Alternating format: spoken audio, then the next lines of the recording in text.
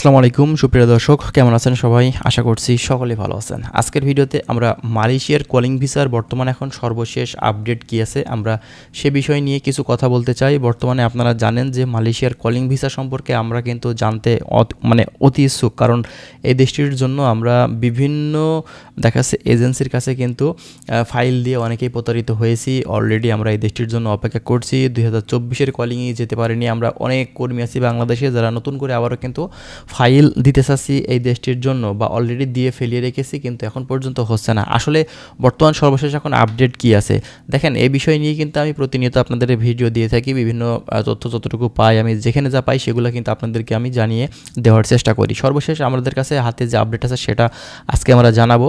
নতুন করে এখন মালয়েশিয়াতে মূলত তারা স্থানীয় কর্মীদের উপরে তারা কিন্তু নির্ভরশীল হতে চাচ্ছে, এবং বর্তমানে বাংলাদেশ বা বিদেশি অন্যান্য দেশের যে কর্মীগুলো তারা নিয়ে থাকে বা হায়ার করে থাকে বিভিন্ন কোম্পানিতে, মূলত এই বিষয় নিয়ে কিন্তু পুনরায় আবারও বেশ বিস্তারিত বিষয়গুলো নিয়ে কিন্তু কথা বলা হয়েছে এটিএন বাংলা চ্যানেলে। সেখানে কিন্তু আমরা দেখলাম এবং সেই বিষয়টা আপনাদেরকে দেখাবো। তাহলে বিস্তারিত বিষয় সম্পর্কে আপনারা বুঝতে পারবেন যে আসলে এই বাংলাদেশি কর্মী বা অন্যান্য কান্ট্রির যে আপনার ফরেনার কর্মী আছে তাদের সর্বশেষ পরিস্থিতি কী হতে চলেছে এবং তারা আসলে কি বলতে চাচ্ছে সেটাও কিন্তু আমরা বুঝতে পারবো। চলুন ভিডিওটি আপনার আগে দেখায় আপনাদের। পরিবারের মুখে হাসি ফোটাতে প্রবাস জীবন বেছে নেন বহু মানুষ, আর তাতে বাংলাদেশ থেকে অনেকেই সৌদি আরব, কাতার, কুয়েত সহ মধ্যপ্রাচ্যের বিভিন্ন দেশে যান ভাগ্যর পরিবর্তনের আশায়। তবে মধ্যপ্রাচ্যের এসব দেশ ছাড়াও দক্ষিণ পূর্ব এশিয়ায় সবচেয়ে বড় শ্রমবাজার রয়েছে মালয়েশিয়ায়, আর তাই মালয়েশিয়ায় বাংলাদেশি সহ বিভিন্ন দেশের মানুষ সবচেয়ে বেশি গিয়ে থাকেন কাজ পাওয়ার আশায়। তবে এবার বাংলাদেশি সহ সব বিদেশি কর্মীদের জন্য এক বড় দুঃসংবাদ দিয়েছে দেশটি। মালয়েশিয়া সরকার এবার থেকে বিদেশি কর্মীদের উপর নির্ভরতা কমিয়ে তাদের স্থানীয় কর্মীদের কর্মসংস্থান বাড়ানোর লক্ষ্যে এক কঠোর নীতি ঘোষণা করেছে, আর তার ফলে এবার থেকে দেশটিতে প্রবাসী শ্রমিকদের টিকে থাকা কঠিন হবে বলে মনে করে দুশ্চিন্তায় পড়েছেন অনেকেই। নতুন সেই নিয়মে বিদেশি কর্মীদের কাজের অনুমতির জন্য বেতন সীমা এমনভাবে বাড়ানো হয়েছে যা অনেক কোম্পানির পক্ষেই দেয়া কঠিন হবে, যার ফলে নিয়োগকর্তারা বিদেশি কর্মীদের পরিবর্তে স্থানীয়দেরই নিয়োগ দিতে বাধ্য হবেন, আর সেটি আগামী জুন মাস থেকেই কার্যকর হচ্ছে বলে জানিয়েছে দেশটির সরকার। নতুন এই নিয়মে মূলত তিনটি প্রধান ক্যাটাগরিতে ভাগ করা হয়েছে বিদেশি পেশাজীবীদের।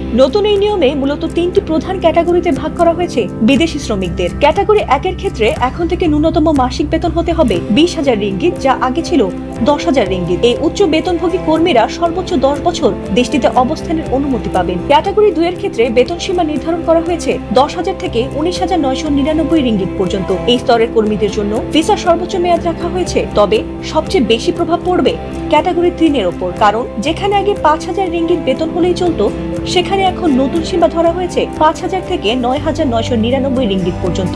এই ক্যাটাগরির কর্মীদের জন্য অবস্থানের সময়সীমা কমিয়ে মাত্র 5 বছর করা হয়েছে। নির্দিষ্ট এই সময় পার হওয়ার পর তাদের সরিয়ে দিয়ে নিয়োগকর্তাদের বাধ্যতামূলকভাবে স্থানীয় কর্মীদের নিয়োগ দেওয়ার পরিকল্পনা থাকতে হবে।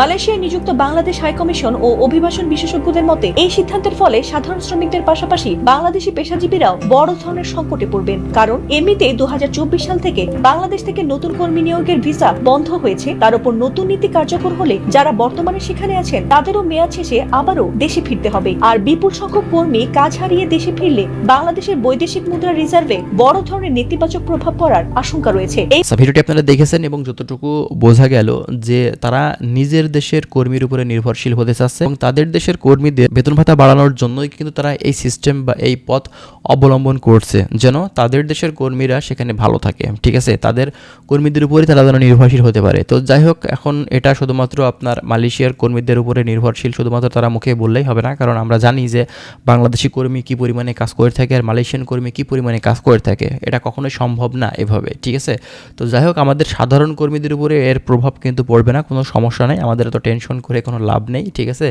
অবশ্যই বাংলাদেশে থেকে কলিং ভিসাতে আপনার মালয়েশিয়া গভর্নমেন্ট কর্মী নিবে, এই বিষয়ে আপনারা শিওর থাকতে পারেন। আমরা যতটুকু খোঁজখবর নিয়ে জানতে পারছি, নতুন যদি আপডেট পাই অবশ্যই আপনাদের কিন্তু সেই বিষয়ে আমরা অবগত করার চেষ্টা করব। ভালো থাকবেন, আল্লাহ হাফেজ।